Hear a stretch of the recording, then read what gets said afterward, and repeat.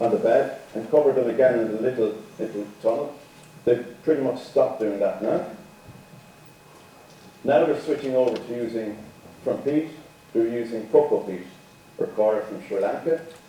In general, this has actually worked very well. I was surprised. I thought they were going to have a lot more technical problems, but there's been very, very few problems. The only thing to keep in the back of your mind is the supply of the cocoa peat. Last year in Sri Lanka, they had some form of storm, typhoon, and there was a lot of rain, and the supply of cocoa peat suddenly was cut. So farmers in the UK, mostly actually, couldn't get supply of cocoa peat. They were also burning cocoa peat during for biofuel, and this was driving the price up into the sky as well.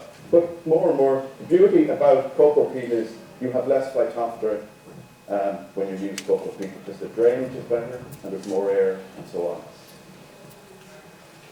These are tabletop gutters.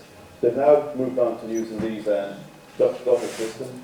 We're being told by the government now to collect all the runoff, the water and the nutrients that come down out of the gutters, we have to now collect.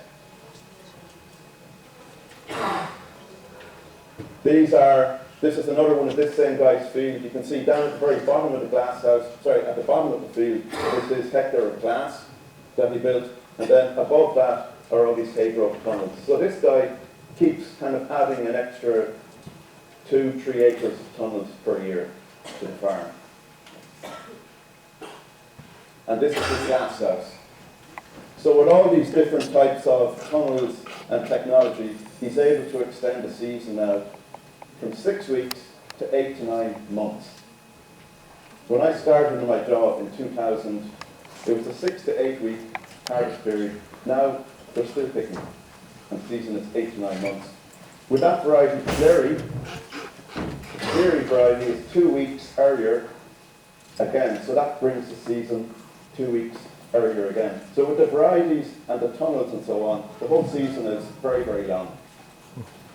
There will be a day when we might be producing strawberries in December and January, but with LEDs, but I don't know. I haven't decided whether it's going to work, or I actually don't know.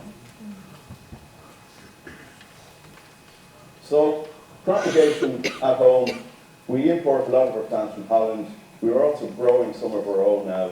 We've had plant quality issues over the years in terms of the grade